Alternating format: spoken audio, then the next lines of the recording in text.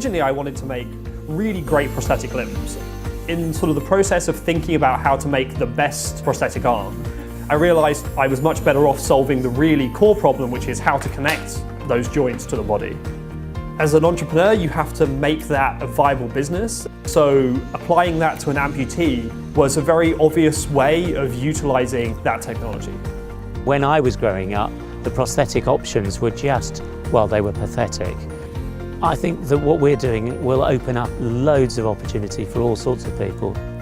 When I was a little kid, I would read a word problem on my math homework, and then I would forget what the first part of the problem was. My dad would say, here's what the problem's asking you.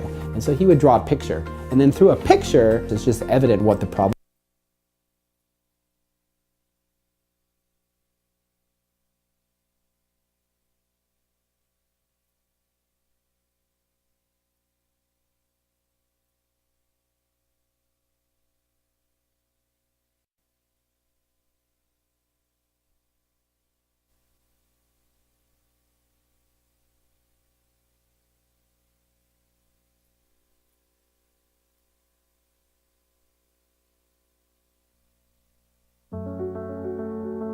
I think people are underestimating what we can do in this next generation if we make innovation a priority. The good ideas, the inventiveness are waiting to be tapped into.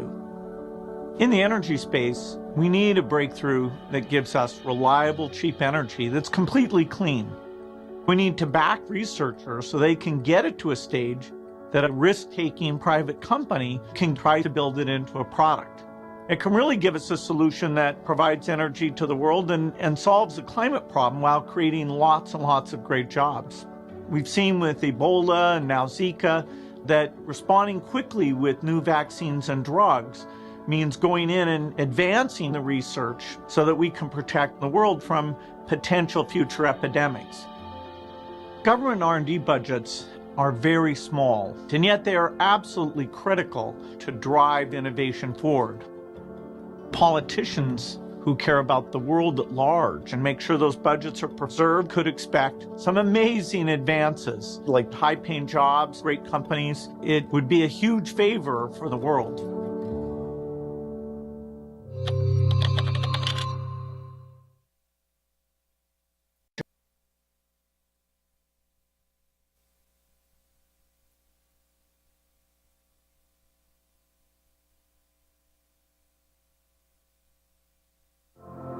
When software can change overnight, developers need practical content right now to keep their skills.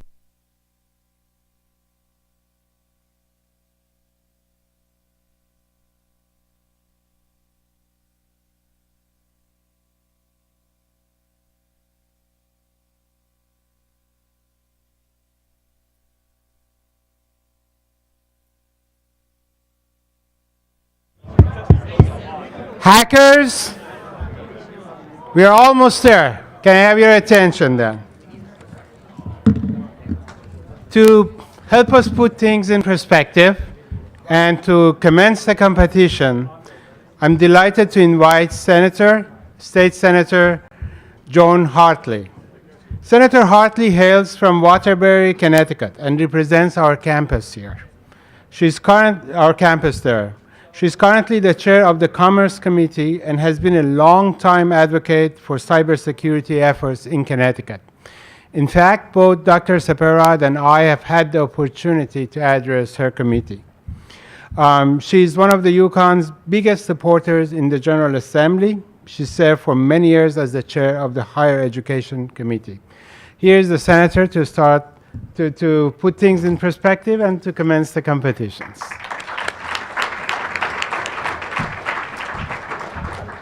Thank you so much, Doctor, and what a pleasure it is to be here again. I was here a year ago for, I believe, the second cybersecurity. It's bigger and better every year. You know, us government types, when I'm on the UConn campus, I know that I'm over my skis, out of my league with the physicists and the engineers, but let me tell you, today I'm really out of my league in this room. So let me first of all recognize the university that has a class a most distinguished Class A program and this competition, which invites all of you from all over the country. And so to those of you who are visiting us from out of state, we say welcome to you here in the state of Connecticut. Look around, because we've got a lot to offer, and by the way, we would love to have you stay.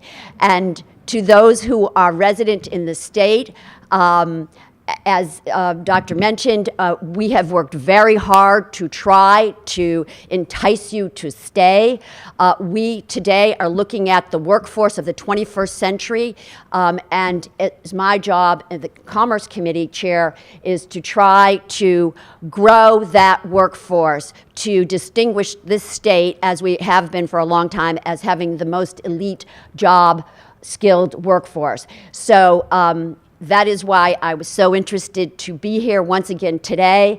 And a big thanks to our partners, Comcast, and all of the sponsors today. And I can sense the energy and excitement in this room. And I want to wish all of you the best of luck in the competition. I also want to thank the robot team. I don't get a chance to watch a lot of television other than CNN, and particularly now, and MSNBC. But when I'm watching, I ask my kids, just as I always ask them for the tech help, what's good? What should I watch? They told me, Mr. Robot. I have almost finished the first season. It's intriguing, and it was very exciting to have them with us. And I want to thank Andre. I want to thank them all, but I want to thank Andre for his comments. They could not be more on point.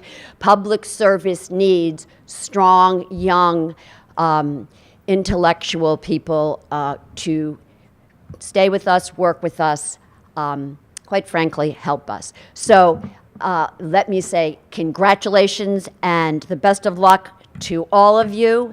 And I think in lieu of the bell, we are going to improvise on the start of this. I guess you have 24 hours, so there'll probably be a lot of robust dark roast coffee involved.